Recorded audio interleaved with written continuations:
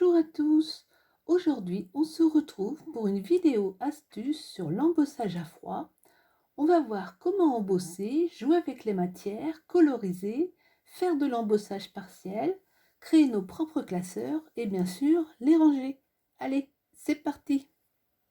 Pour embosser à froid, le mieux c'est d'avoir une presse à découper et à embosser. Il en existe de toutes les tailles, de tous les prix.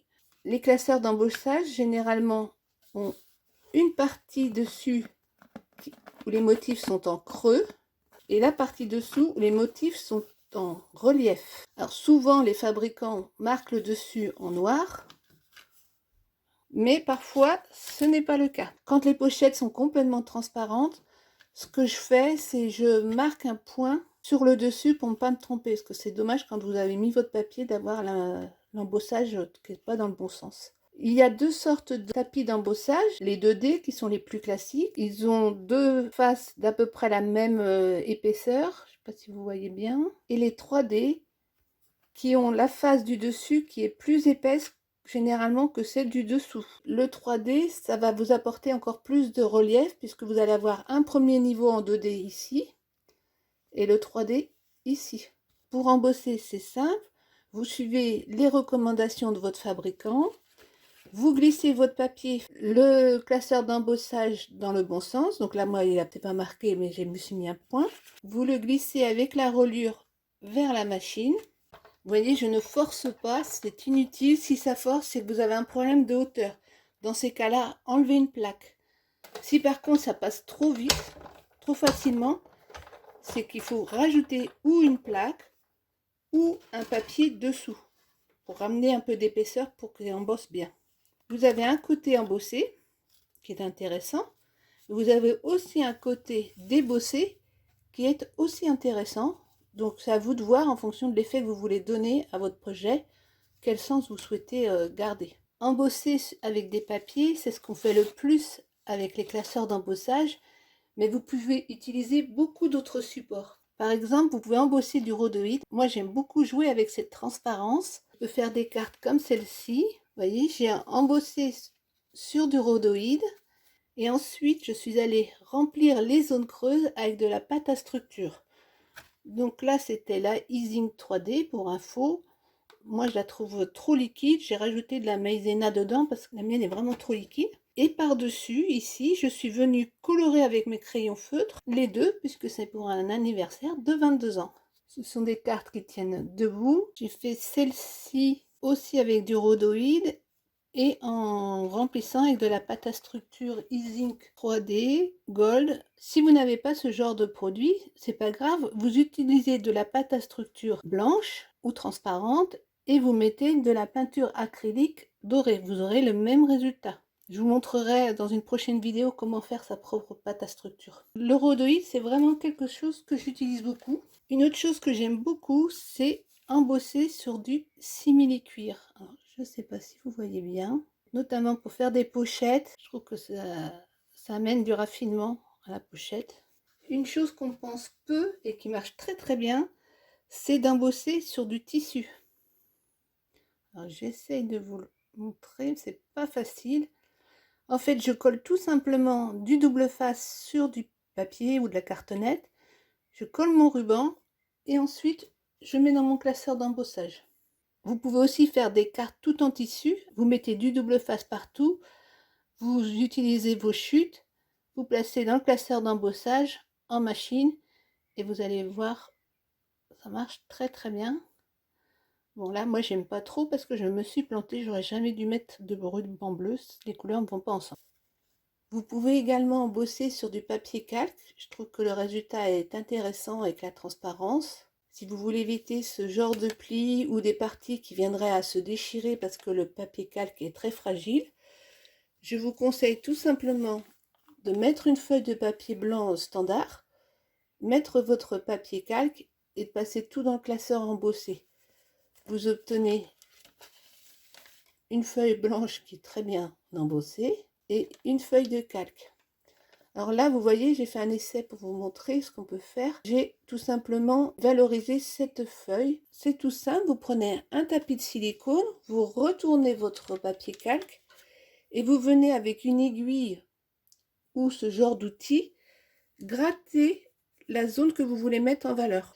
Ça permet de valoriser certaines zones sur lesquelles vous voulez apporter un peu de relief. Donc n'hésitez pas à jouer avec les différentes structures que vous avez. Vous pouvez créer votre propre classeur d'embossage en utilisant des boîtes en plastique de friandises, de croissants, de pain au chocolat, etc.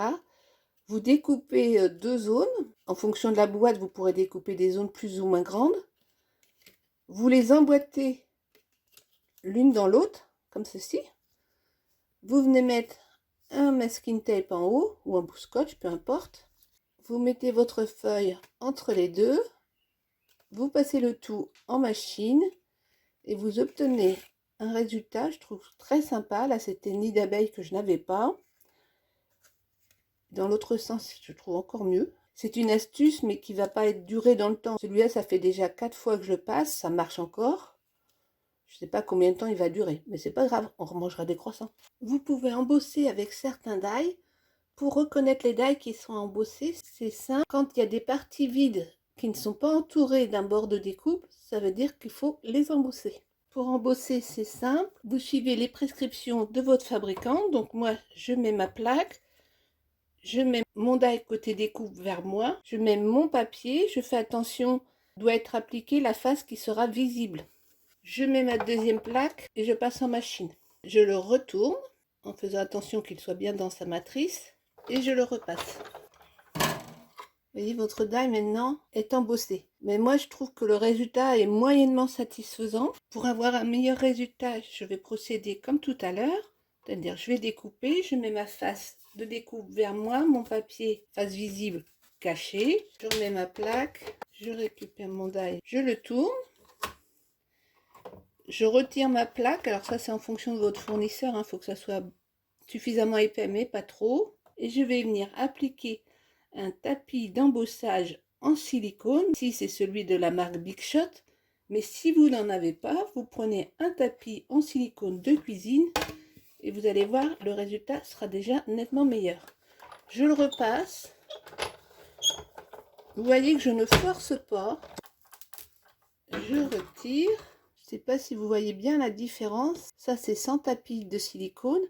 Ça, c'est avec le tapis de silicone. Franchement, pour moi, il n'y a pas photo. Vous pouvez également ancrer de différentes façons. Sur le dessus, sur le dessous. Là, par exemple, je vais mettre de l'encre sur mon dessus. Donc, j'applique bien mon pad à plat.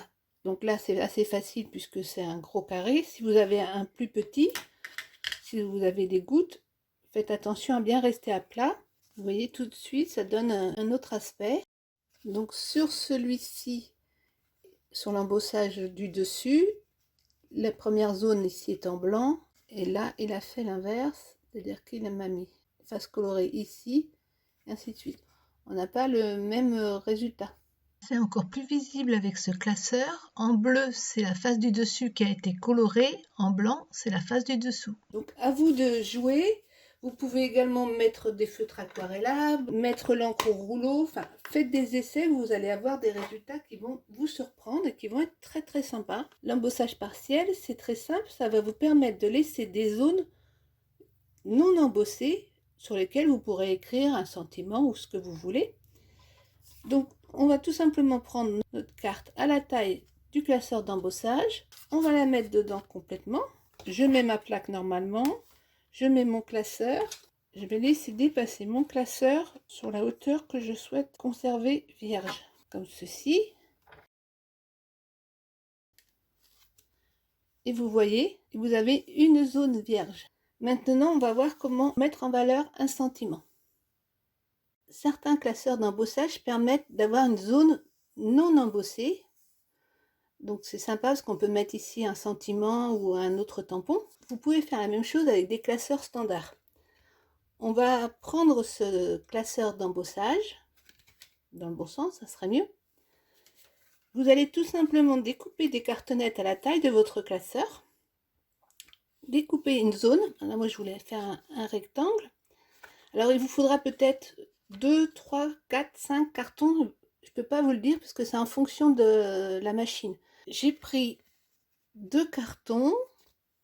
J'ai fait ma découpe où je le souhaitais. J'ai mis pour l'instant du masking tape parce que je ne suis pas sûre de l'épaisseur. Si ça se trouve, il en faudra un de plus.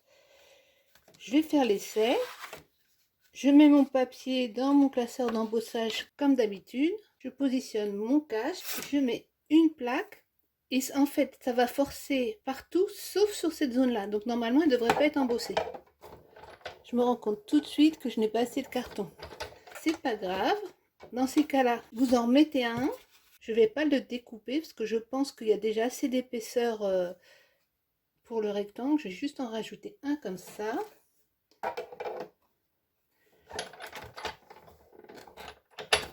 C'est toujours pas mieux, donc il va m'en falloir 4.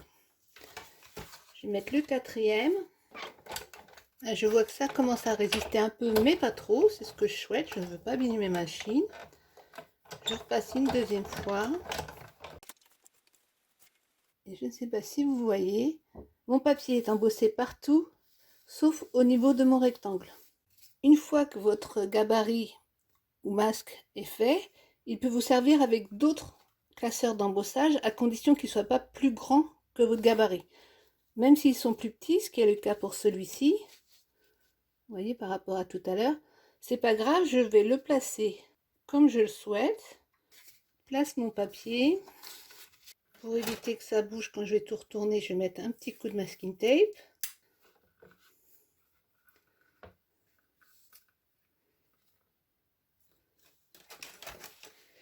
Je ne vais pas avoir besoin, je pense, de rajouter 2 autres cartons comme tout à l'heure parce que j'ai rajouté une plaque en dessous. Ça passe comme il faut. Je fais revenir. Voilà ce que c'est quand on ne fait pas attention. J'ai pas mis mon papier dans le bon sens, mais c'est pas grave, on va voir ce que ça fait de l'autre côté. J'ai bien mon rectangle non embossé où je le souhaitais. Cette astuce va vous permettre de transformer un peu vos classeurs d'embossage. Alors là, moi j'ai fait un rectangle, mais vous pouvez très bien faire une étoile, un rond, le positionner au milieu. L'essentiel, ce que je vous dis, c'est qu'une fois que vous avez fait votre gabarit, il vous faudra 1, 2 ou 3 cartons pour faire l'épaisseur suffisante pour le trou. Si vous voyez après que ça passe trop vite, vous rajoutez un carton par-dessus et un deuxième, c'est pas la peine de refaire la découpe. Et après, vous pouvez les utiliser sur tous vos classeurs à condition qu'ils ne soient pas plus grands que le gabarit que vous avez fait. Sympa comme astuce. Voici comment je range mes classeurs d'embossage. Donc tout simplement dans une petite boîte en plastique. Je me suis fait des pochettes plastifiées. Donc j'ai tout simplement pris un papier A4. Je l'ai coupé un peu plus grand qu'un classeur d'embossage classique. J'ai embossé sur une extrémité.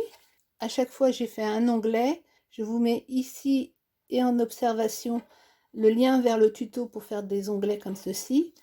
J'ai plastifié le tout une première fois et j'ai repassé dans l'autre sens pour bien marquer le pli. Ça me permet, je trouve, d'avoir tout de suite le motif du classeur d'embossage parce qu'on ne se rend pas toujours bien compte de ce que ça va donner quand on voit le classeur. L'avantage pour moi, c'est que maintenant j'ai mes classeurs d'embossage visibles à côté de mes dailles et du coup je les utilise beaucoup plus.